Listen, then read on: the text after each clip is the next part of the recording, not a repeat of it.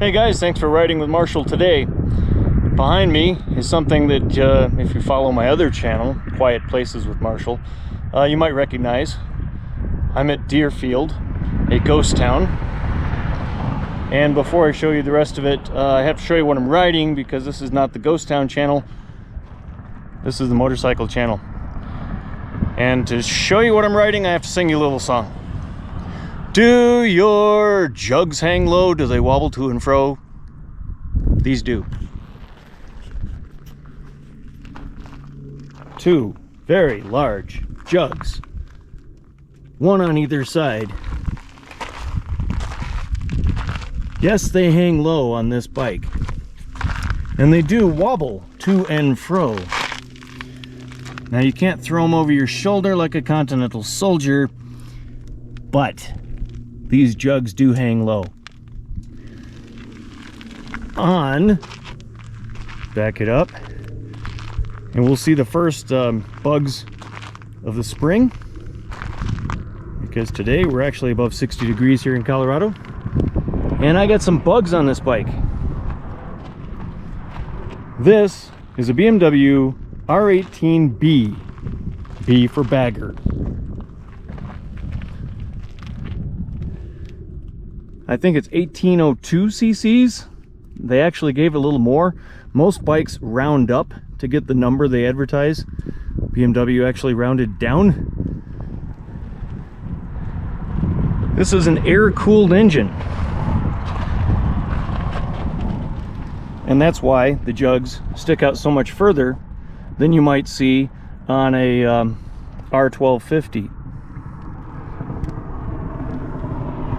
Now down here you've got an oil cooler, so we are air and oil cooled,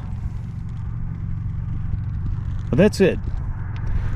And the reason for this is that this is a nod to the past.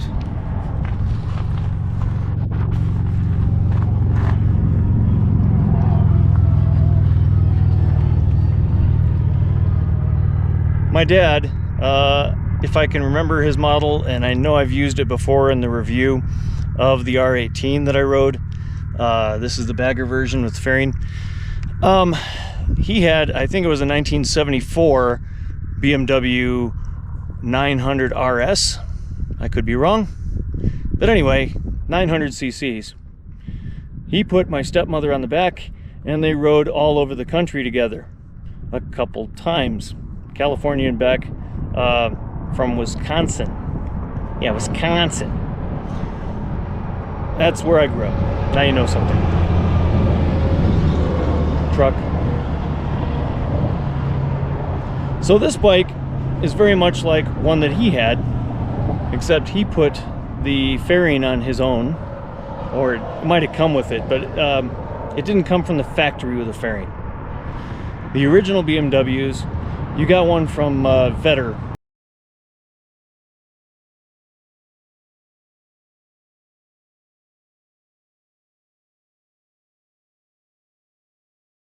So, what does this bike have?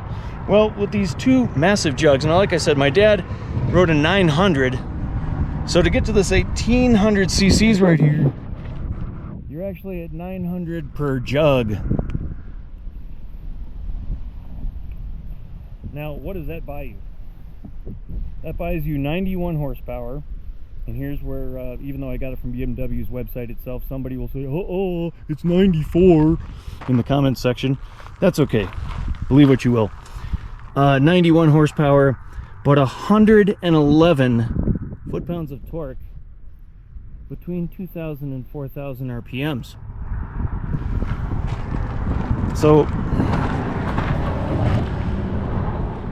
most bikes, a lot of your high-performance bikes, will give you horsepower figures and torque figures at the high end of the rev line. I mean, you know, like 10,000. Oh yeah, we got 130 horsepower at 10,500 RPMs. Why would you be running a motorcycle at 10,500 RPMs unless you're racing it? Most people's lives don't involve races or involve that high of a number of RPMs. So this is a cruiser. Yes, it is very much a cruiser, and I have to say that it kind of copies a Harley Road Glide. See this windshield? Now, it looks like it's ample. Yeah, it kind of isn't. This windshield right here is a little too small. Helmet buffeting, yes, it's a thing. What's worse is the noise in your helmet, so you're gonna need some earplugs. Now, this bike has my name on it. Check out the speakers. I think they want me to buy it. Well, you know, I'm not gonna fall for that trick. Well, maybe my name, but it's actually the Marshall Amplification Company. You know, the Marshall amps that Jimmy Page uses, that Jimi Hendrix used. That brand. I've had a few of those myself. Anyway, the speakers sound pretty good, but not at speed, because all I hear is wind. So I'm going to be a little brutal on this, because you need to hear the brutal parts of it if you're considering buying one. For one thing, it's a retro bike. Without water cooling, top speed, you can probably get it up to 100 eventually, but it seemed like it was vibrating quite a bit in 6th gear as I got it up to, I saw it up to 91 at one point. That was just a quick 91 to pass a truck that was throwing some rocks, as a lot of trucks out here do as they come and go from oil fields. So, what's cool about it? You've got a gas gauge. I don't have to hunt through a menu to find the gas gauge. It's right there. You've got an analog speedometer.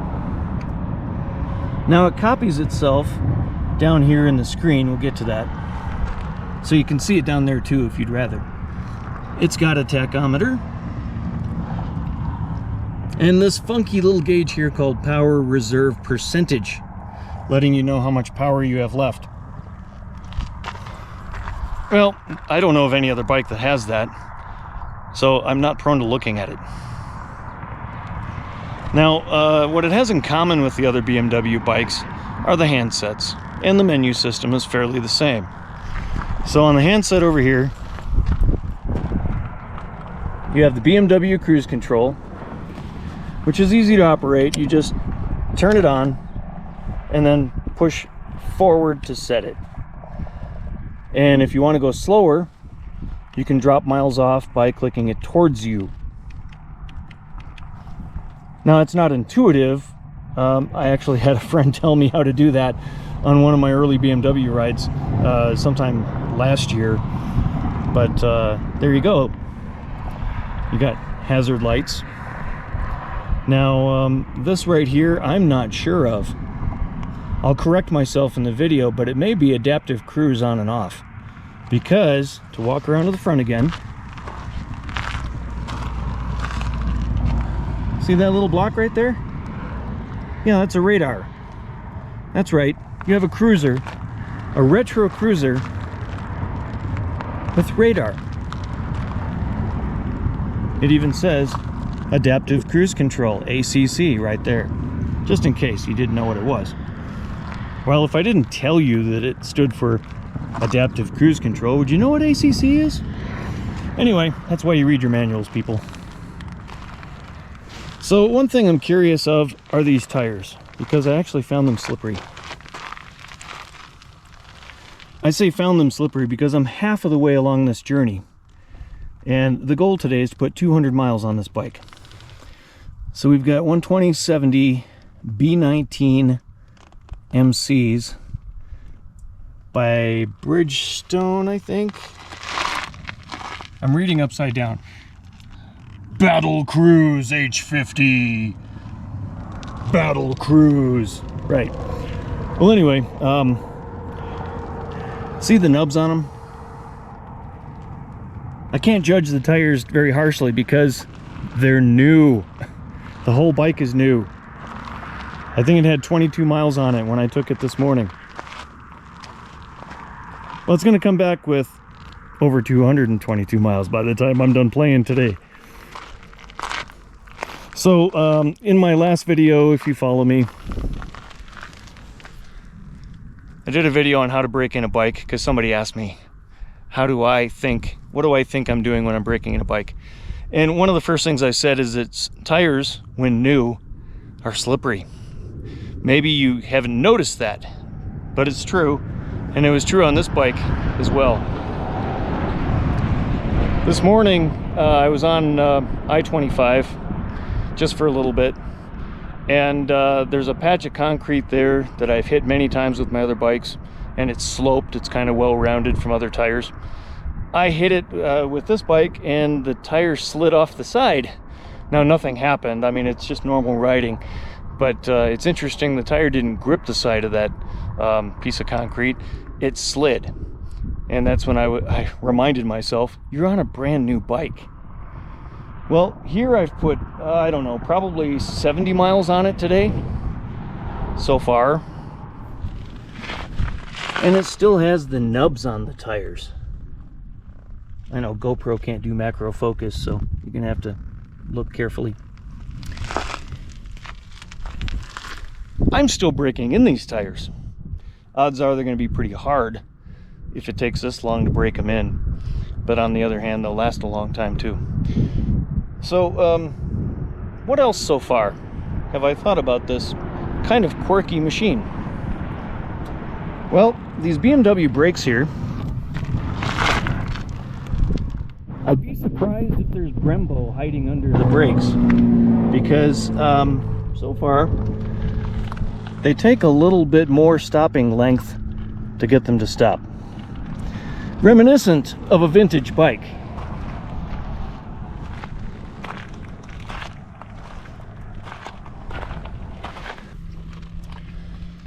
But this isn't for the sports bike rider. This isn't a performance bike. This bike is a cruiser. Can it ride across the country? Sure. Would I take it across the country? Sure. It's just you got to plan your stops a little more, because the front brakes, they grab, but they don't stop you as well as other bikes do, including other BMW bikes.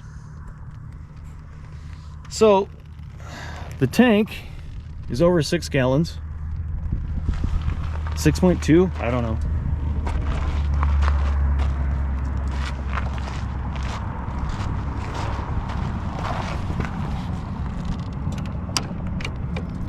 And there it is. Now there's nothing about what kind of gas to put in it. I would presume premium, because it's a BMW. But being an air-cooled engine, it could also be a low compression engine. I have not researched that. Yes, noisy area. This display is huge. I think it is the biggest display of any motorcycle. Let's turn it on. You got blinkers, you have brights, make life a ride. You have a picture of the engine. I don't know how well you can see it with the reflection. I still have the plastic on it. It's not mine. The radio is off. It has ABS brakes. We've gone 98 miles. It does have a gear indicator, first gear. It has 3 ride modes. Now, the mode switch is over here, which is different. So we have rock, rain, and roll. And whatever that radio station is that I don't want at the moment. Well, I'm going to leave it in rock, because why wouldn't you want all the power you can get? So, yeah, rock would be your full power. Roll would be a gentleman's leisurely ride. And then you have rain mode, which would be maximum traction control, maximum ABS braking. Massive display. I mean, that's got to be, you know, what, 10 inches? 10-inch display? You do have some kind of jack over here. I'm not really sure what that jack is, sorry. Is that a USB? That can't be a USB, no. Some kind of a mini lighter plug, I have no idea. Hey, it's Berlin built, you know, I gotta go ask those guys, what is that? The windshield, not adjustable. If you want a taller one, and I do, please, yeah, it's got to come off. It's meant to look like a Road Glide, and a Harley Road Glide doesn't have an adjustable windshield either, despite all the money you pay for them. On this side, we have the start stop, the power button to turn it on, and the locking button to lock the bags. Now you also have adjustable brakes, as you can see here, and the same thing was true with the clutch lever, which I've changed.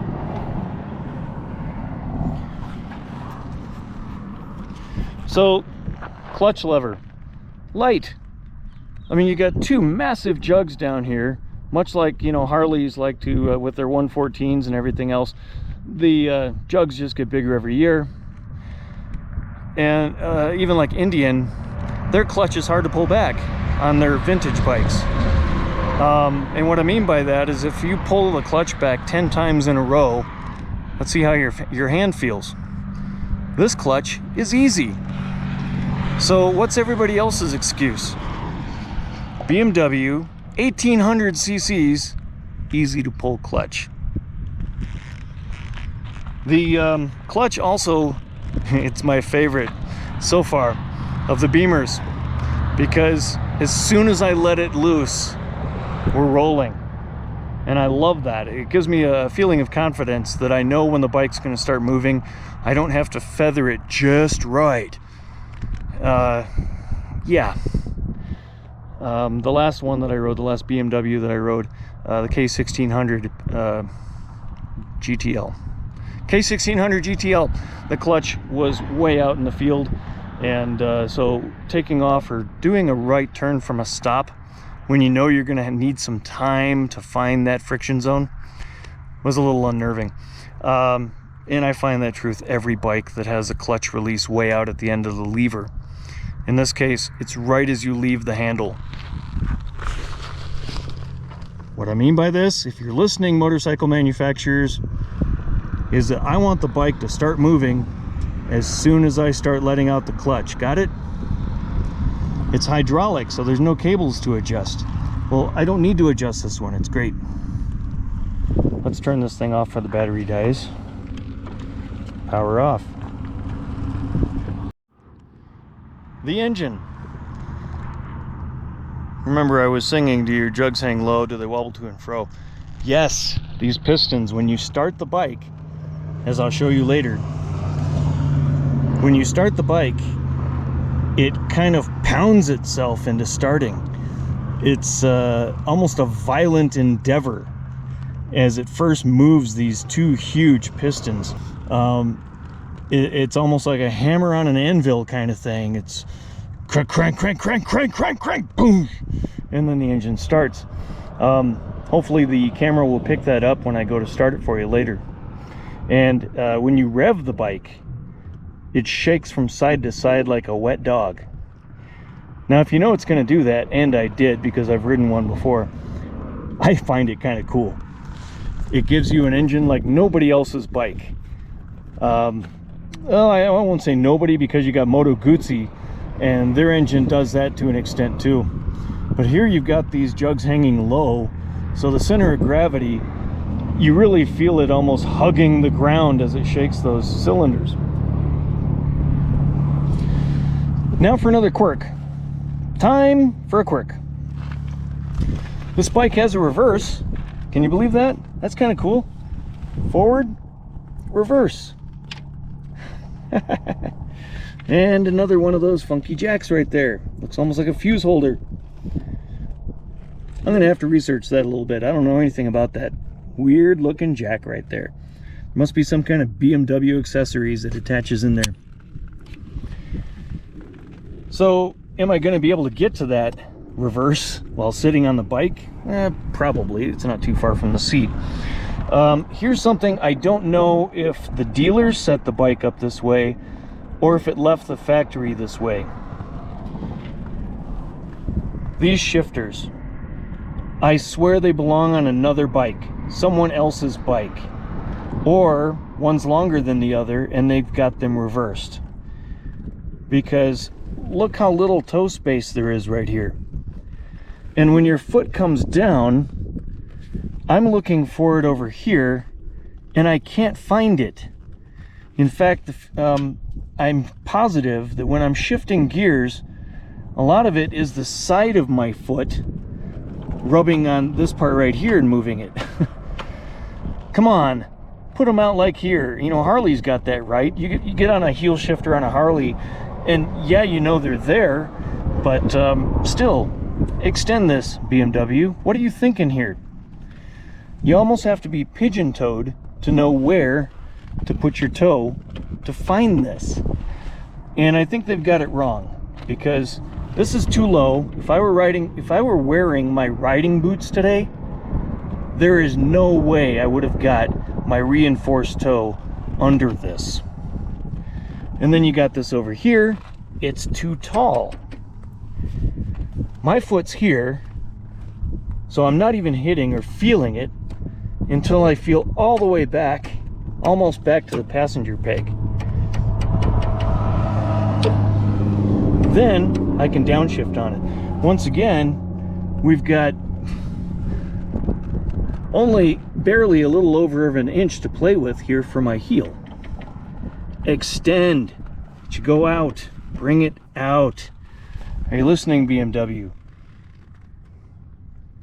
I've got a size 11 shoe. It's a common size. We need a little bit more here than just this little tiny nub. Okay, so enough complaining about the heel shifting. The same is true on the other side.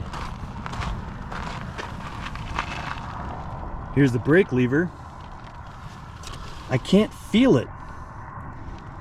When I'm riding, I kind of guess where it is, but my foot doesn't actually feel it.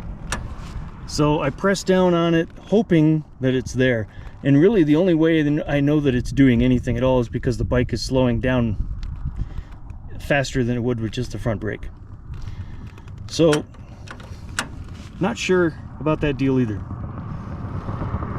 Now, adjust these and get used to them, and this thing rocks. It rocks, it rolls, and I don't know how well it does in the rain, because I'm not going to ride it in the rain. Check out the exposed nickel-plated shaft. It's actually beautiful. I really like that. Now, if I was driving around, I don't know, if I was in Florida where there's a lot of salt, that might worry me a bit. But it's pretty cool, isn't it? Okay, this is the B version for bagger. So it has a seat that's not entirely set up for a passenger. In fact, it slopes the passenger right off the back. Well, that's why they have this nice handle. Well, yeah, I don't know if I would feel very secure sitting here holding that handle. But it is very cushy, I'll give it that. And the seat is perfect. For the miles I put on it so far, the seat, they nailed that. I'd give that, 2 thumbs way up for that seat, because it's cushy but not overly cushy. And I weigh, let's say 200 pounds. Let's just say that I weigh an even 200 pounds. And it is comfortable. The ergonomics, something that Harley hits and misses with, are actually very comfortable as well. The bars come back.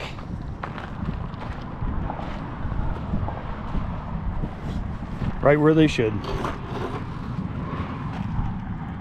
So you're sitting on the seat, you're not overreaching for the bars, they're right there. You can sit straight up, you can lean into the bars if you want to, you can lean back if you want to. They've designed probably one of the most comfortable cruisers that I've sat on in a long time.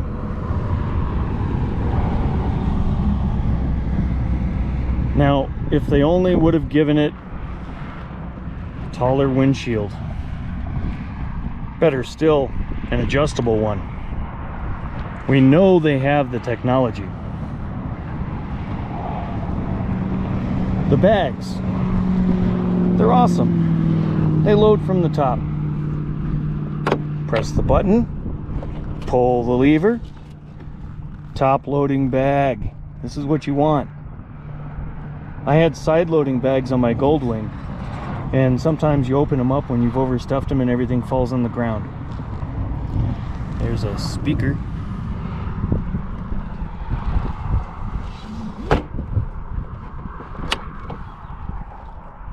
Press the locking button up there and the bags lock.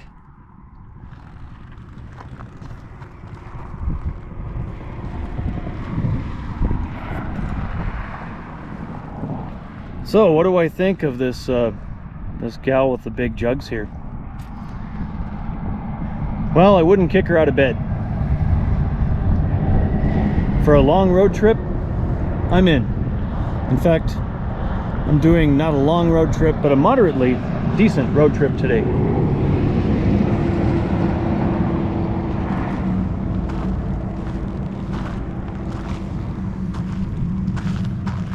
The sound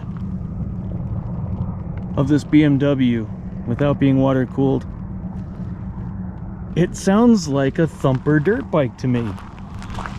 I don't know how much the mic will pick it up once I get it started later, but it kind of sounds like a thumper to me. Reminds me of some of my first dirt bikes, and that's okay.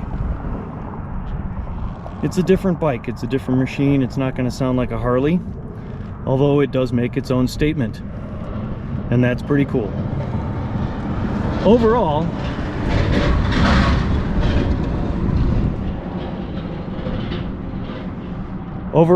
this is a pretty cool machine that will draw eyes.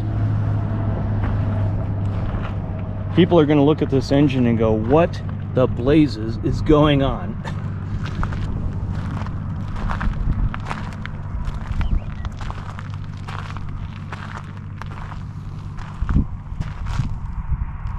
All right, I told you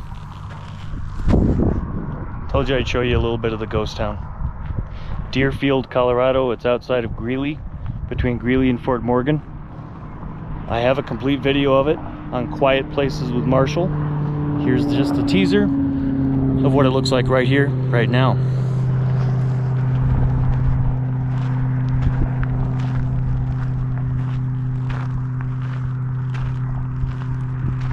This was a restaurant. It was a restaurant until the chimney fell in. Well, that's not true. It was a building until the chimney fell in, and then the roof collapsed around it. Get you over the fence.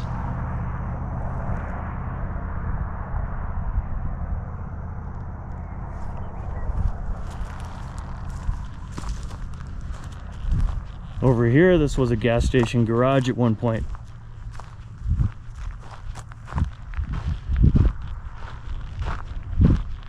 Deerfield was a dream. It was a field purchased by a group of people, and they said the field would be very dear to them because they were going to turn it into a small town for black people to live in and try to run it.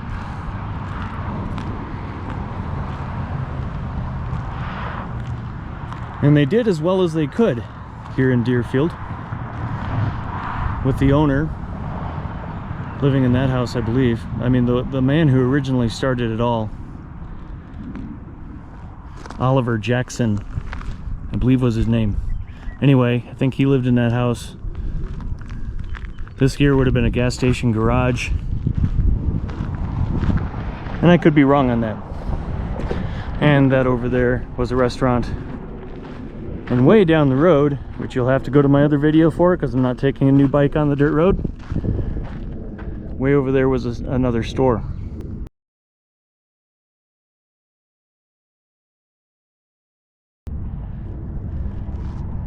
There's tons of foundations out here, and we are right off the road, Highway 34.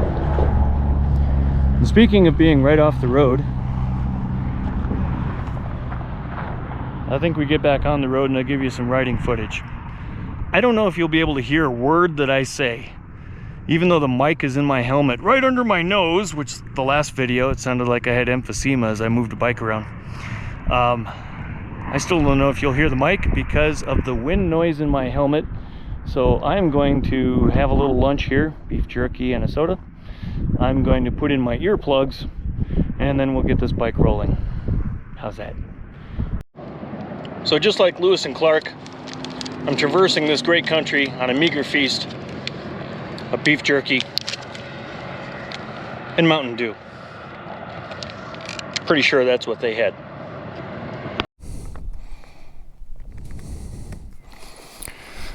Okay, let's see if you can tell how much shake this engine has. I will hold my head still as I start the bike. Power. And hopefully you can see some of this.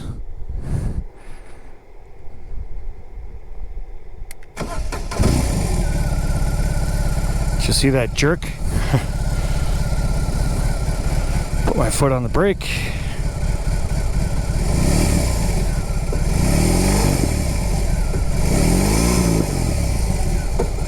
Did you catch that? All right, now to get out of here. I kind of backed myself in for a photo.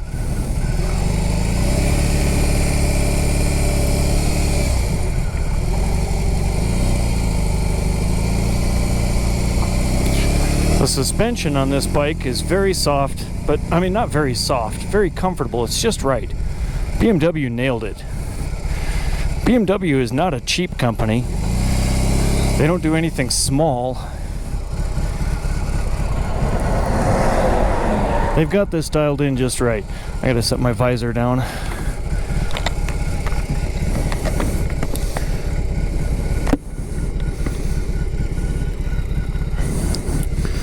Nobody coming. First gear.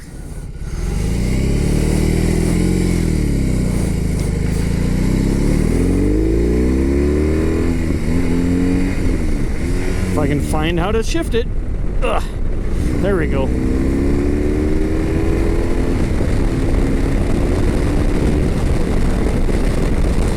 I gotta watch my speed because it happens so quickly.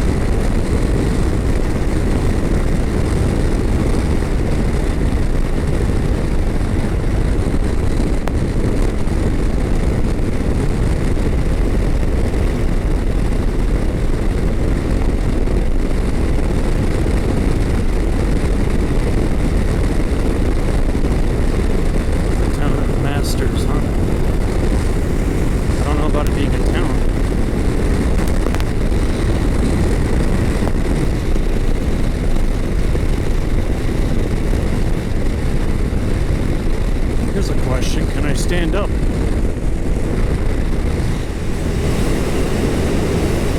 Yeah, it's actually quieter standing up. Well, that's good news. I can stand up, let my jeans air out on a hot day, stretch my legs a little bit.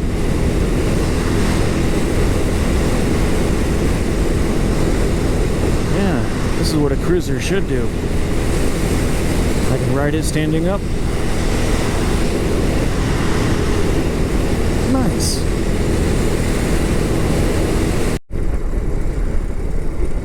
Another abandoned house here.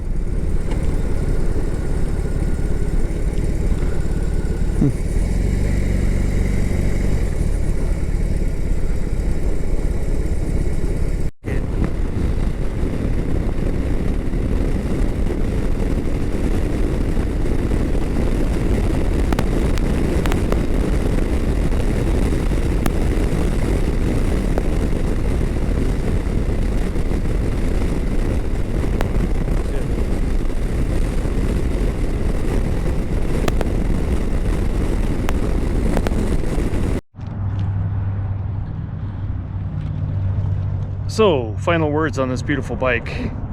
The engine rips up through the gears as you accelerate like you wouldn't believe. 111 foot-pounds of torque is a lot of torque, especially between 2,000 and 4,000 RPMs. You lose it in the high end though. If you're going for high speeds, this probably isn't the bike for you because you start feeling a vibration at about 80 miles an hour, maybe even before then. The suspension, fantastic. I went over some pretty rough roads, and the suspension held up fine. In fact, it rode smooth as glass. The shifting, yeah, those pegs need to go back onto the R9T they came off of. I found neutral a lot. If you're ever missing neutral, I have it. It's right here. But other than that, it was a beautiful ride today, and the bike handles very, very well. I'll show you where your phone might fit, if your phone actually does fit. And I'll show you the gas cap again. But here she is one last time.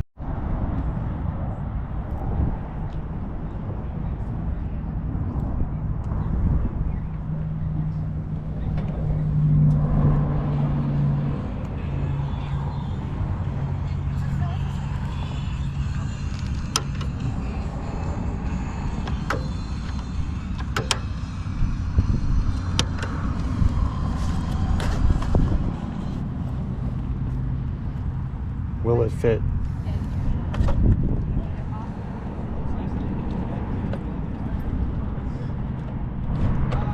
Nope. That's not happening.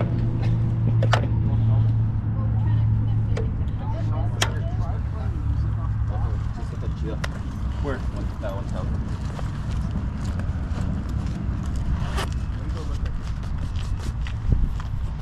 So BMW, if you're listening, lose the Road Glide windshield. If we wanted a Road Glide, we'd buy a Road Glide. That is not enough windshield. And put those back on the R9T you took them off of. Okay, all right. So the R9T doesn't have a heel shifter, but fix that. And then we got a superb bike. Oh, and if you're wondering where you can buy this one, NoCo Power Sports, John Elway dealership. And if you happen to get one of these that smells like beef jerky, then you bought this one. Thanks for riding with Marshall.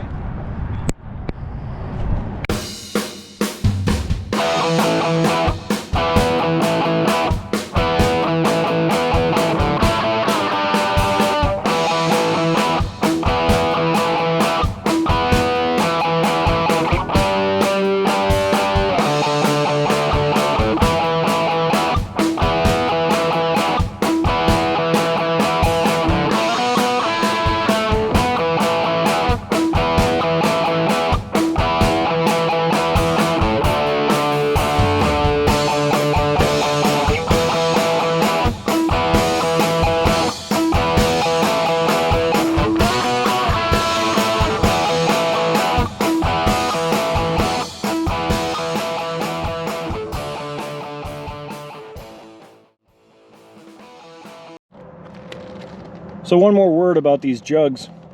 If you like jugs that swing to each side and stay there, BMW's for you.